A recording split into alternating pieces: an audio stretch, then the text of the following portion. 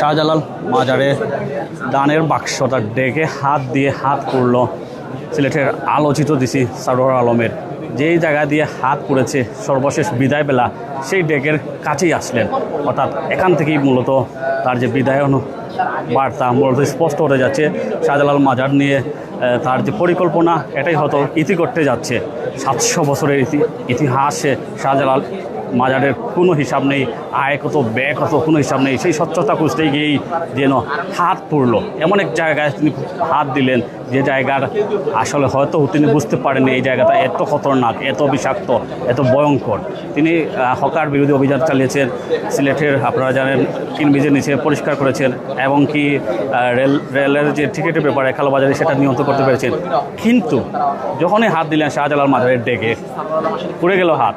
সেই হাত ডিসি সারোয়ার আলমের পড়লো কিনা সাধারণ মানুষের পড়লো, সেটা সাধারণ সিলেটবাসীর পড়লো, এটা সিলেটবাসী জানে।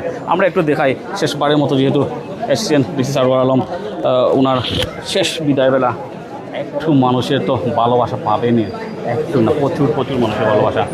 আমরা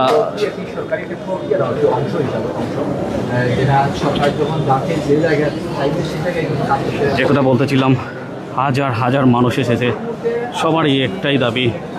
যে দাবি আপনারা সবাই জানেন, আপনাদেরকে নতুন করে আমরা বলতে চাই না। মানুষের পদচারণায় মুখরিত এই মুহূর্তে হচ্ছে শাহজালাল ইমিনুর রহমতুল্লাহ আলাইহির মাজার প্রাঙ্গণ।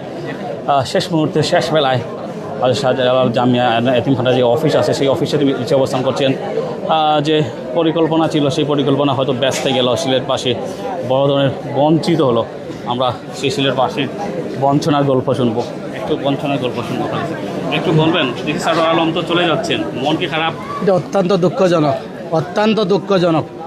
আমরা ভালো মানুষের এই সমাজের স্থান নাই, এই সমাজে ভালো মানুষের জায়গা নাই, খারাপ বাদ মানুষের সমাজও জায়গা। ভালো মানুষ এই সমাজও মানুষের আমরা মূল্যায়ন করতে পারি নাই। আমাদের সিলেটের 1 কোটি মানুষের হৃদয়ের মধ্যে আঘাত লাগছে, খুবই কষ্ট হচ্ছে। উনি অত্যন্ত একজন ভালো মানুষ, ওনার মতো একজন ভালো ডিসি বাংলাদেশে মনে হয় আর নাই। আর এই শাহজালালের সাথে গোটা 18 কোটি মানুষের হৃদয়ের মহব্বত ভালোবাসা, এটা কোনো পৈতৃক সম্পত্তি নয়। শাহজালালের মাজারে মানুষে আবেগ প্রকাশ করে, মানুষে দান খয়রাত করে, টাকা পয়সা ধরে যুগের পর যুগ, শতাব্দীর পর শতাব্দী ধরে এই টাকা পয়সাগুলো কোথায় যায়? এখানে একটা মাদ্রাসা আছে, দিনী প্রতিষ্ঠান, দিনী মার্কাজ। এই মাদ্রাসার এতিম বা অসংখ্য বাচ্চারা আছে। এই মাদ্রাসার অবস্থা কতটুকু করুন দেখেন। এই মসজিদ এভাবে হওয়ার কথা নয়, এই মসজিদ এভাবে হওয়ার কথা নয়, মাদ্রাসায় এভাবে থাকার কথা নয়।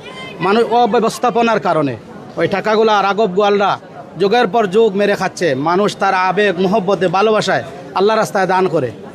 ডিসি সারোয়ার সাহেব উনি কি টাকাটা নিজের জন্য নেওয়ার জন্য বলে নাই তো, উনি বলেছেন যে এটার একটা হিসাব দেওয়া হোক। এই টাকাটা কোথায় যায়? এত টাকা পয়সা শুধুমাত্র দরগাদি নয়, অর্থাৎ বৃহত্তর সিলেটে এত সুন্দর একটা পরিবেশ উনি করেছেন যেটা বাসায় বলার মতো নয়।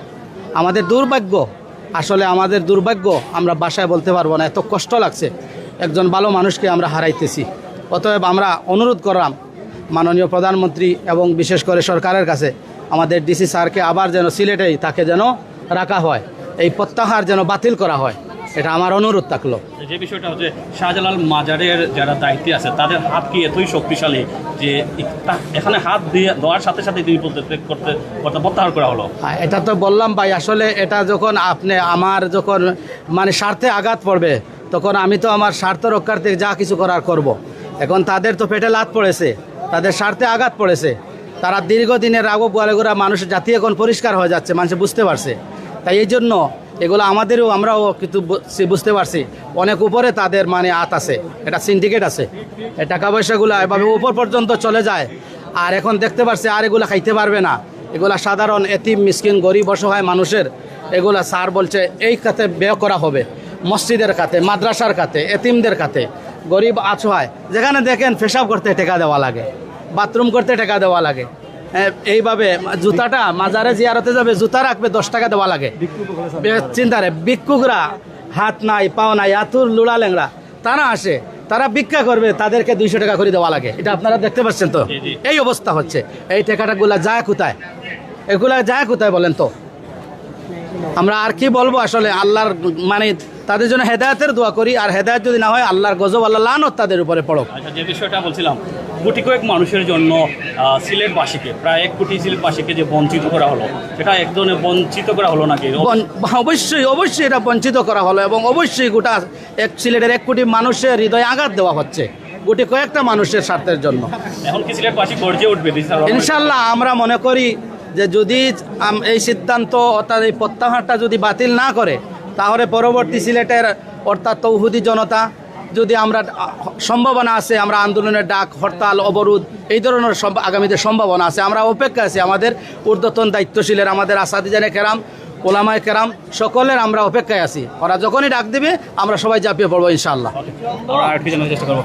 আচ্ছা, ডিসি সারোয়ার আলম তো চলে যাচ্ছেন, আজকে হয়তো শেষবারের মতো মাজারে আসছেন, মন কি ভালো না খারাপ একটু বলবেন? অবশ্যই মন খারাপ। আপনারা অবশ্যই জানেন, আমরা গতকাল দেখেছি জনপ্রশাসন মন্ত্রণালয় থেকে একটি প্রজ্ঞাপন জারি করা হয়েছে যে ডিসি সারোয়ার আলম সাহেবকে সিলেট থেকে প্রত্যাহার করা হয়েছে, এবং অন্য একটা মন্ত্রণালয়ের উপসচিব হিসেবে সম্ভবত ওনাকে দায়িত্ব দেওয়া হয়েছে। আপনারা অবশ্যই জানেন ডিসি সারোয়ার আলম সিলেটের মধ্যে আসছেন মাত্র 6 থেকে 7 মাস সময়। সিলেটে আসার পর থেকে সাদাপাথর লুটপাট সহ সিলেটের এই যে বিভিন্ন আবাসিক হোটেলের মধ্যে অনৈতিক কাজকর্ম অনেক কিছু নিয়ে উনি বিভিন্ন উদ্যোগ গ্রহণ করেছেন। সিলেটবাসী এই প্রতিটা উদ্যোগকে ওনার সাধুবাদ জানাইছে। তো আমরা গত কয়েকদিন আগে দেখলাম, যখনই সিলেটের শাহজালাল রহমতুল্লাহ মাজারের আপনার যে টাকা পয়সার হিসাব নিয়ে উনি কথা বললেন অথবা প্রশাসনের আয়ত্তে নিয়ে যেতে চাইলেন, তখনই ওনার উপরে এই আক্রমণটা আসলো। আপনারা অবশ্যই জানেন বাংলাদেশের মধ্যে সবথেকে বেশি এরকম টাকা পয়সা উঠে কিশোরগঞ্জের পাগলা মসজিদে। ওই পাগলা মসজিদে মধ্যে ওইখানে কিশোরগঞ্জে যে জেলা প্রশাসক আছে, যখন আমি সম্ভবত জানি 2 মাস পর পর ওই দানের বাক্সগুলো খোলা হয়, তখন ওইখানের জেলা প্রশাসক, ডিসিউ, ইউনো সহ প্রশাসনের যত দায়িত্বশীলরা আছে এবং জনপ্রতিনিধি যারা আছে সবাই উপস্থিত থাকেন, এবং দীর্ঘ সময় সবার সামনে তা গণনা করা হয়। এবং এই পাগলা মসজিদের টাকাটা বিভিন্ন খাতে ব্যয় করা হয়, বিভিন্ন সামাজিক কাজে ব্যয় করা হয়, অনেক হসপিটাল করা হয়, মানুষকে পুনর্বাসন করা হয়, এরকম অনেক কাজের ভালো ভালো কাজের মধ্যে ব্যবহার করা হয়। কিন্তু দুঃখজনক হলো সত্য, আমাদের এই শাহজালাল রহমতুল্লাহ মাজারের মধ্যে আপনারা অবশ্যই জানেন, সিলেট না শুধু পুরো বাংলাদেশ আমি মনে করি মুসলমান হয়েছে শাহজালাল রহমতুল্লাহের কারণে, ওনার উসিলায়। উনি এই সুদূর ইয়েমেন থেকে সিলেটের মধ্যে আসছেন, এসে ইসলাম প্রচার করছেন। কিন্তু এই শাহজালাল রহমতুল্লাহের মাজারের মধ্যেই যে ওনার মাজারের মধ্যে যে টাকাগুলো আছে, এগুলা কিছু খাদিম নামের খাদকরা মানে আত্মসাৎ দীর্ঘদিন থেকে প্রায় 700 বছর থেকে আত্মসাৎ করে যাচ্ছে।